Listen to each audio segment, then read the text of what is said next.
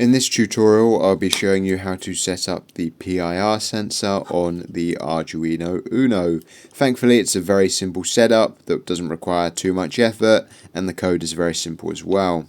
In the standard sensor, there isn't actually any reference to the pinouts. As you can see, there's no kind of text on the circuit board there. So what I do is hold it, and just this is how it should be facing. So hold your PIR sensor, face it like so. And then what you want to do is left would be the voltage, so 5 volts in this case.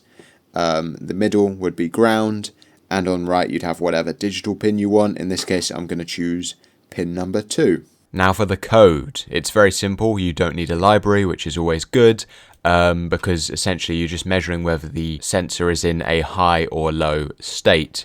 For example, we've referenced the pin number, and that will be inputting data and what serial band we'll be communicating on.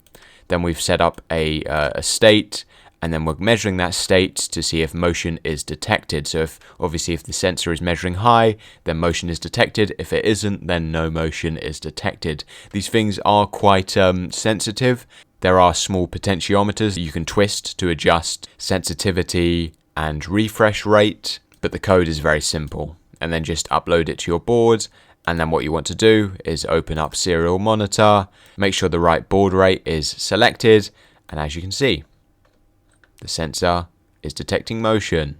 Obviously you can implement this code in any of your projects that need a motion sensor, like a burglar alarm or something like that. Hopefully this helps. If you have any questions, let me know.